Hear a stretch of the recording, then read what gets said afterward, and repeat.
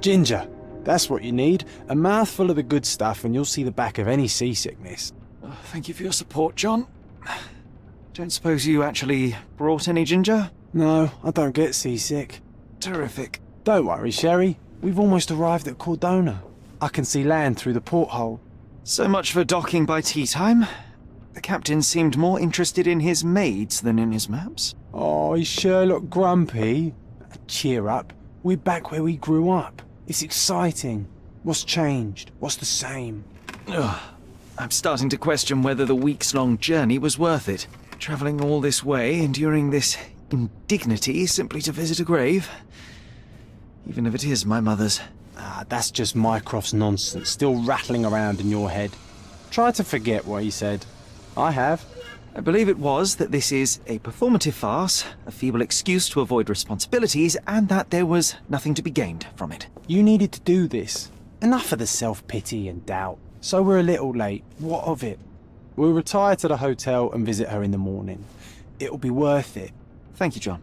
And if you want to notify the captain's wife of his indiscretions, I will not stand in your way. Oh, at last.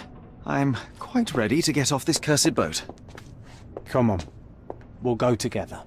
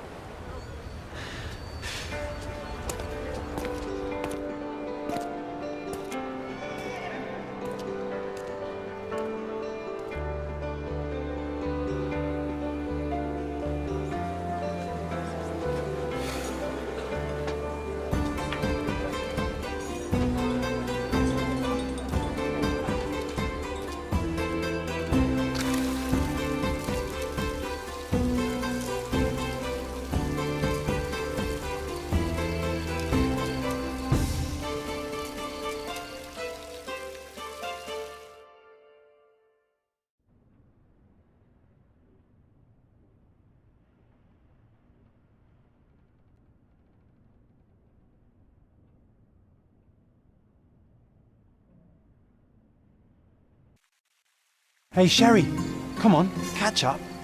Yes, yes.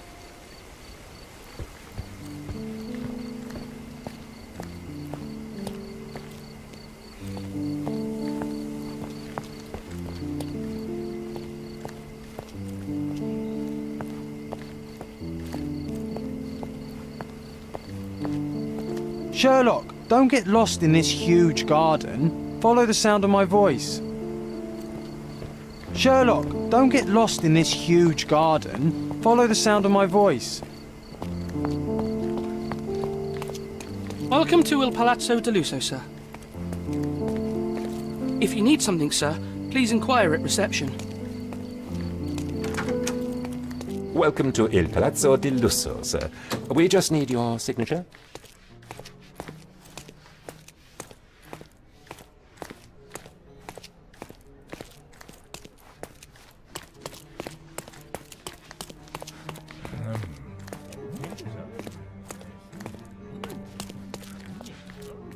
Would you kindly sign these papers, sir?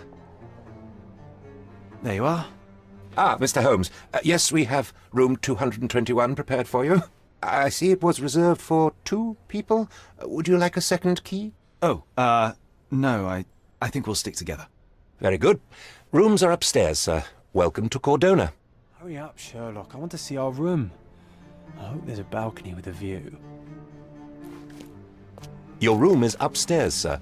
Number 221.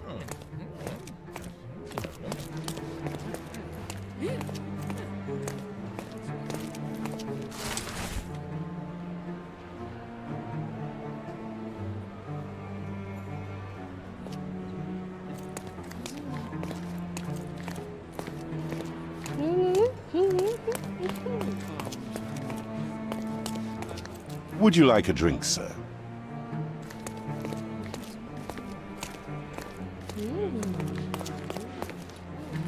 Pardon, monsieur, but I am not in the mood to talk.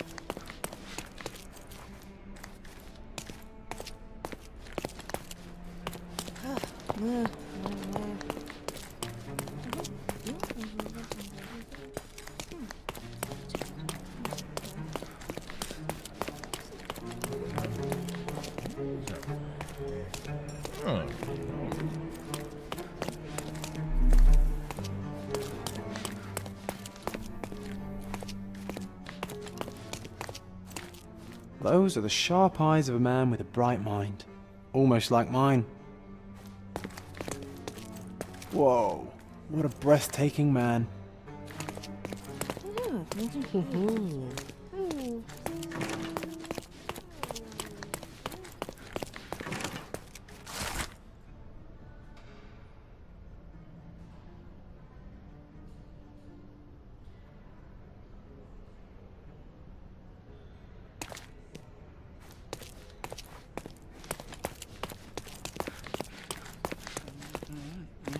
Unit?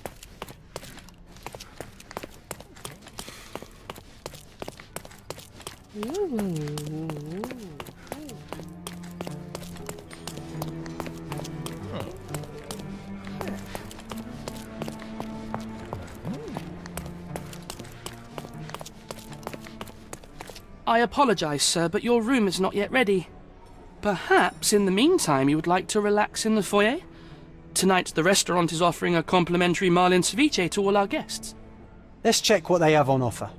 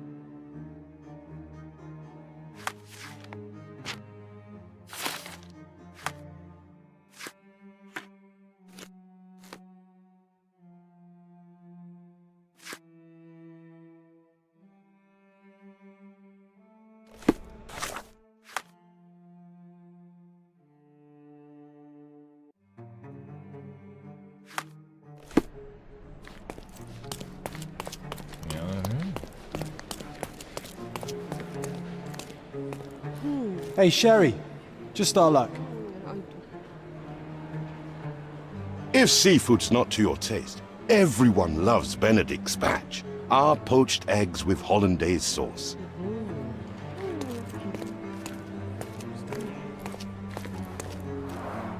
A medium, John. Haven't we been through this already? Come on, it's not like we've got anything better to do.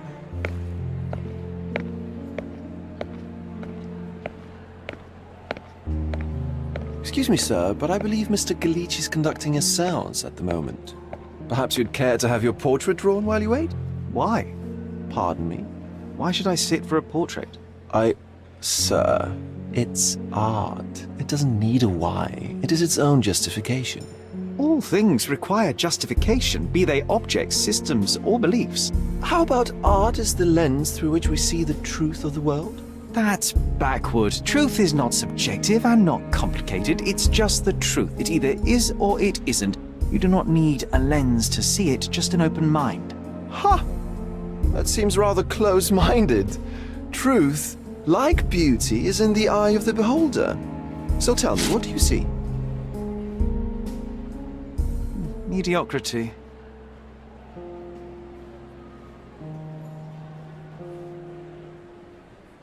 Come now, Sherry, what did he do to deserve that?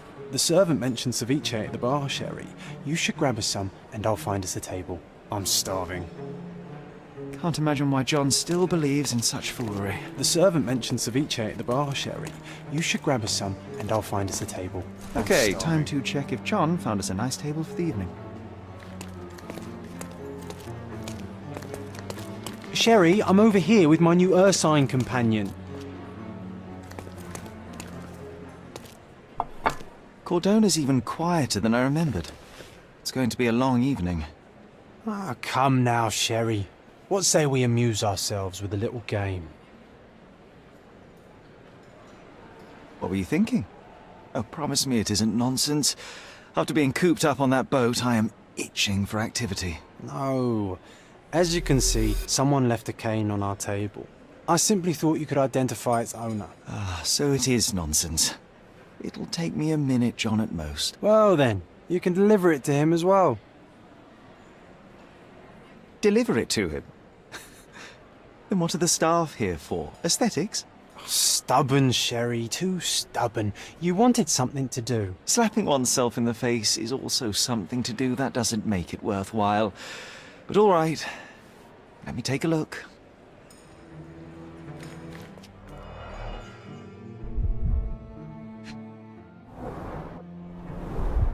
The hand grip is a head of a golden Javanese statue, probably stolen from a temple. The dents suggest it has been used as a bludgeon. A crest depicting a bulb of garlic in a meadow, perhaps the Fielding family or Meadows, or Craven, from the Old English name meaning garlic place. The cane is made of ebony, it's worn uncared for, and bears the scars of numerous hits. This cane is an expensive and ostentatious weapon. Its owner must be vain, volatile, and of noble English blood. Take it with you, Sherry. Let's return it to its owner. All right, I hope you noted down your observations in your casebook. But how are you going to find this nobleman? The cane itself is not enough. I may have to ask other guests if they saw who was here.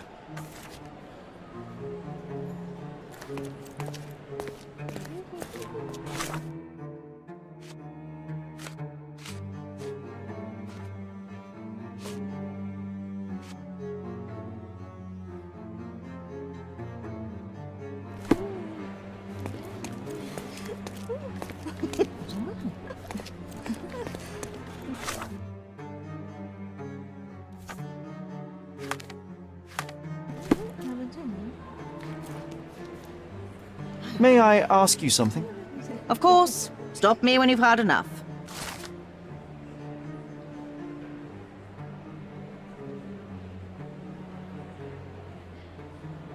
Well, even with your keen senses, Sherry, I doubt you'll find the cane's owner on your first try.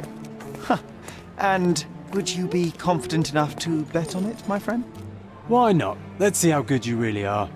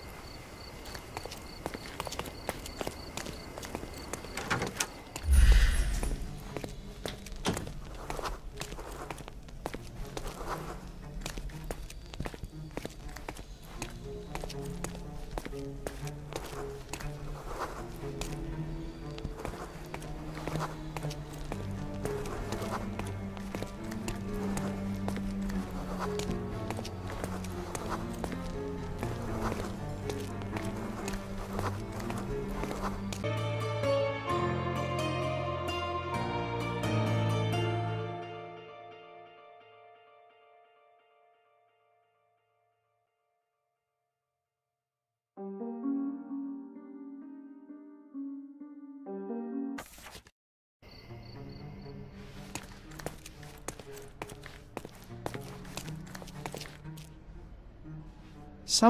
left their cane at my table. I suspect he will want it back. My apologies, sir, but I wouldn't know how to identify its owner. So the simplest option ended in failure. That's irritating. No, what is irritating is you trying to break the rules of my game, Sherry. Don't be so lazy.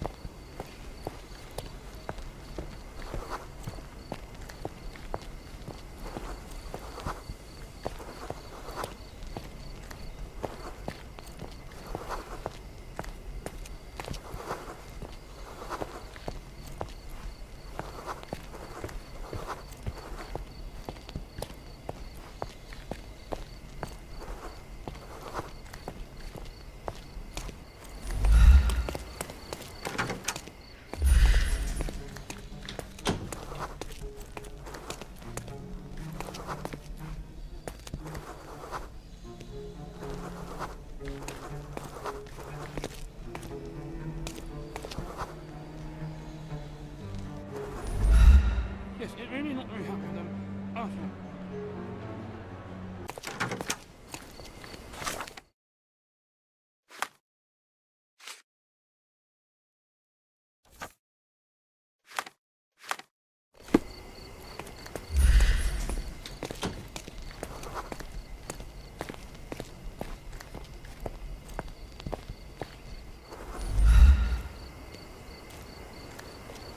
Could you help me? My dear fellow, you're talking to the right man.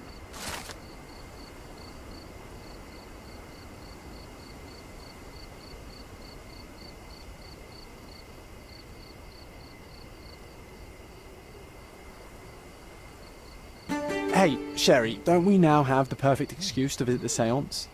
I'm just going to give the cane to its owner. You will not persuade me to take part in this show.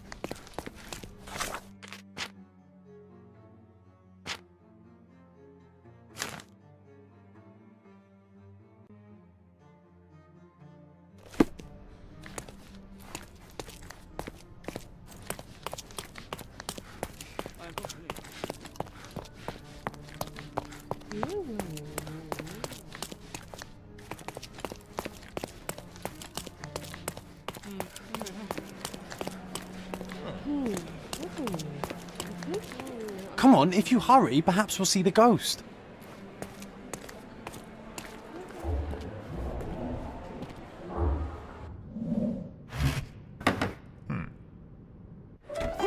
This hotel, this island, it's full of thieves. First my cane, now the diamond. Take your hands off me! Do you even know who I am?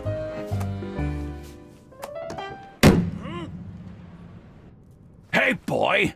That's my cane! I get that a lot. It's a very common design. What? No, that's a custom-made... A joke. A joke. It was left at my table in the restaurant. I thought it deserved to be returned. Well, I'll be... It is rare to encounter a straight-fingered true penny these days. What a gentleman. But I must ask, how did you know I was the rightful owner?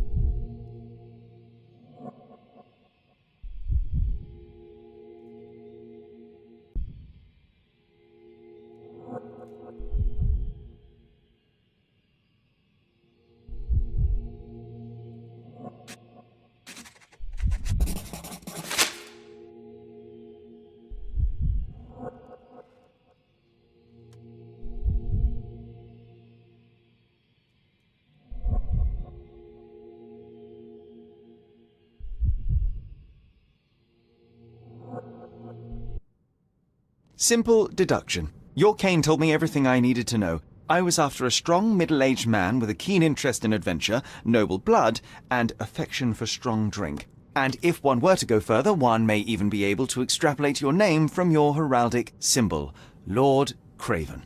Marvelous. Simply marvelous. That's me, Lord Andrew Craven. You are the real medium. You hear that, Emma? Well, you found my cane. Perhaps you can locate my diamond, too.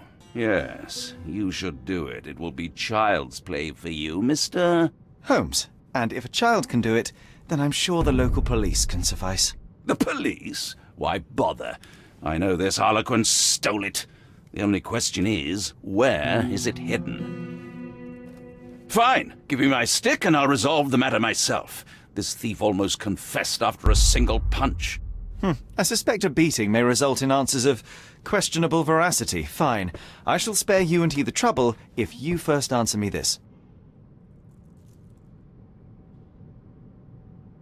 You insist the medium robbed you during the séance. But what occurred exactly? It was a dirty trick. We were sitting here in the dark, chanting and holding hands, as expected. Then something began to appear from the medium, like a cloud or a bubble. The swindler called it ectoplasm. Ah, yes. Common in the spiritualist trade, and quite the spectacle. Indeed, perhaps too much. My beloved Emma screamed in horror, and I stood to defend her, attacking that cursed ghost. How brave. But my hand hit nothing. The medium jumped away from me, and Emma fainted. I lit the candle, and the diamond was gone. How does a priceless diamond become the subject of a séance? It is an unusual accoutrement. Emma wished to speak with its former owners. My grandfather told us it belonged to a Rajah, an Indian king. So you were summoning long-dead Indian royalty, and, pray tell, You were expecting him to converse in English? To be frank, Mr. Holmes, I don't believe in ghosts. But Emma was fascinated by the idea of meeting a real king, even a dead one. Well, a crown is a crown. Can you describe the stone itself? A yellow diamond, not less than 100 carats, and perfectly egg-shaped. There is not another like it. Stay here, and don't touch anything. I'm going to investigate further. Don't fret, I'll be keeping a close eye on this thief.